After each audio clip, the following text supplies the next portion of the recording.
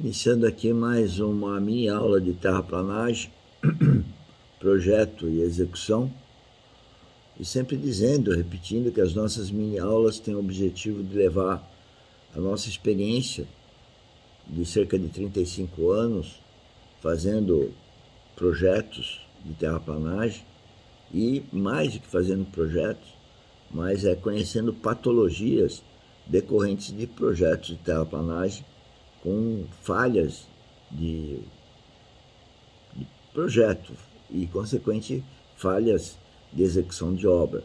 Porque o projeto ele deve pensar, sobretudo, como fazer a obra. O projeto não é só um desenho onde se dá o formato do que se pretende em termos do corte e do aterro.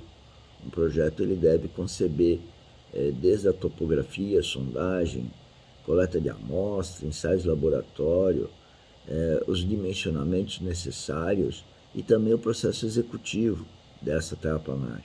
Isso tudo está disponível, não, está na norma, nas normas técnicas, sobretudo na NBR 8044, que é a norma de projeto geotécnico.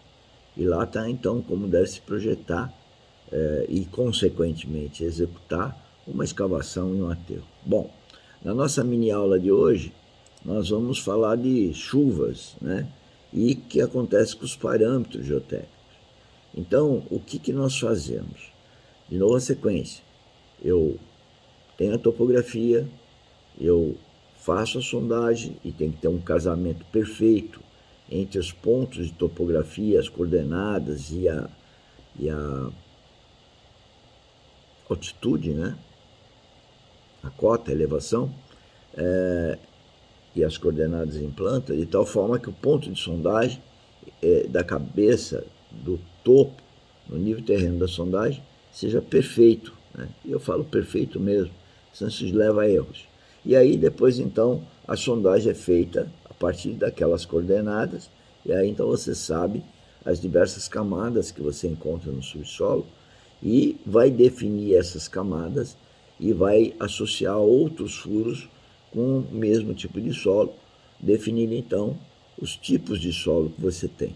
A partir daí nós tiramos amostras e essas amostras devem seguir para o laboratório, e uma das coisas que a gente deve verificar no laboratório é se as chuvas, ou seja, a infiltração de água, poderá ou não acarretar numa mudança do parâmetro de resistência e deformabilidade, e certamente vai mudar na permeabilidade.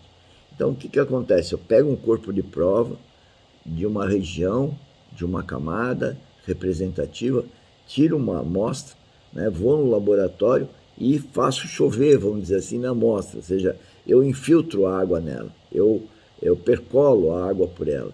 E ao fazer isso, eu meço o comportamento de resistência, deformabilidade e também posso medir a velocidade da água, ou por infiltração, ou percolação, de tal forma a conhecer os parâmetros geotécnicos para fazer os dimensionamentos que são necessários para uma obra de terraplanagem, ou seja, a estabilidade dos taludes, né, problema de erosão, o problema de recalque, vou verificar se os solos são colapsivos ou expansivos, ou nenhum dos dois, vou verificar também se os solos são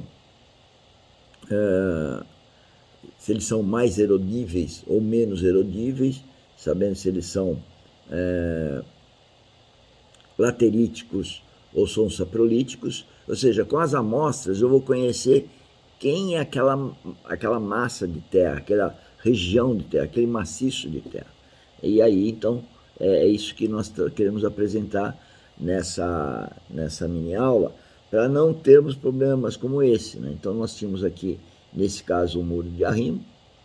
A solução aqui é uma solução bastante sofisticada, né? Quando foi usada, é uma região de casas de alto padrão, isso é muito antigo, né? Mas a obra, então, era de uma boa expressão de cuidado, né? Pois o muro é caro, é bom nível quando foi feito. E aqui nós temos uma piscina, não dá para ver aqui a piscina. E aqui uma viela sanitária que passa por aqui. O que aconteceu aqui? Aqui, em um belo dia, essa casa mudou de dono E ao mudar de dono, então, o novo dono quis, como era uma viela sanitária, tinha uma fossa, coisa antiga, né? Tinha uma fossa. Aí ele foi limpar a fossa.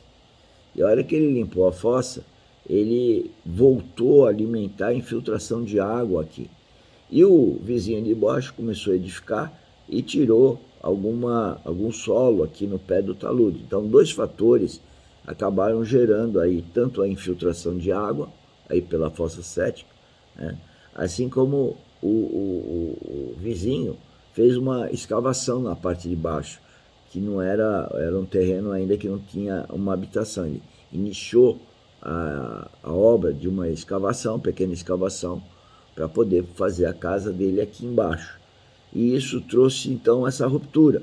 Vocês vejam que rompeu aqui uma placa, e nós que fomos aqui nesse local, você sentiu o cheiro de esgoto, né, aqui, e mais do que isso, você, por ter uma piscina aqui, a gente pediu para, que é óbvio, né, esvaziar a piscina, mas também houve uma infiltração da piscina nisso daqui, né? Então eu chamei isso aqui de uma bomba relógio. Ou seja, quando fizeram a obra de terraplanagem, que até por sinal essa contenção, não se pensou adequadamente, havendo então essa ruptura aqui. E aqui é desespero, podia romper tudo isso daqui, mas conseguimos aqui um sistema de reforço aqui e segurar a ruptura dessa casa. Aqui é um outro caso, a figurinha já é bem mais simples, que aqui em cima nós tínhamos um campo de futebol, né? E esse talude já tinha rompido, né?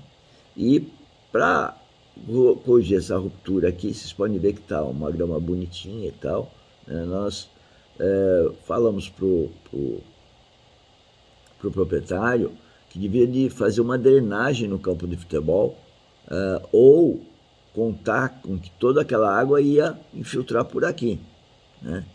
E o cliente falou que ia fazer a drenagem, né, que podia fazer então uma obra mais barata aqui, que é essa que foi feita, é o retaludamento, né?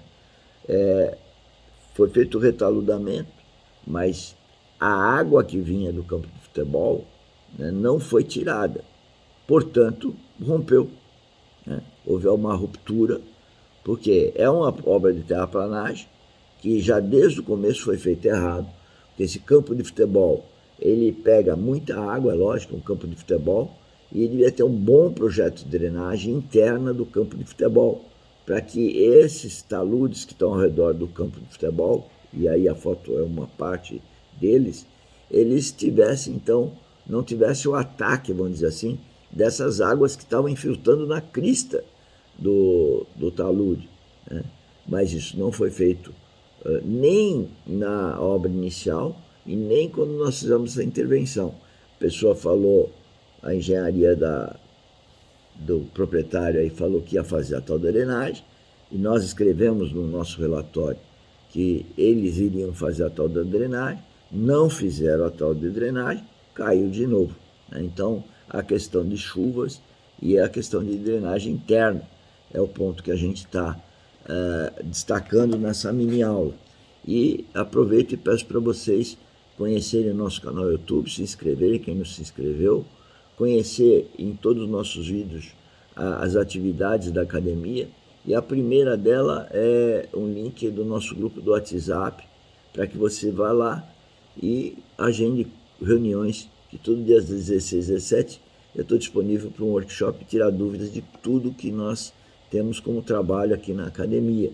Então, o que eu quero convidar é: vem conosco, vamos trabalhar juntos, quer seja em demandas que vocês tenham, quer seja em demandas que nós temos.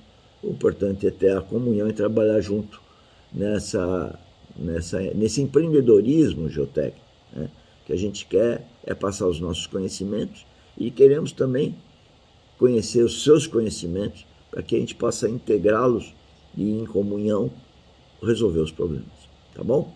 Vem conosco, vem participar desse projeto que é único, ele é pioneiro, ele é inusitado, porque nós integramos não só a parte técnica de engenharia civil geotécnica, mas também com o produtivismo e ser cristão verdadeiro.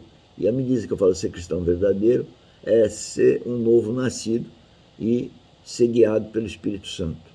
E isso não é religião, eu não sou religioso, mas conheço o nosso trabalho, que é melhor do que muitas palavras. Obrigado e até a próxima mini aula.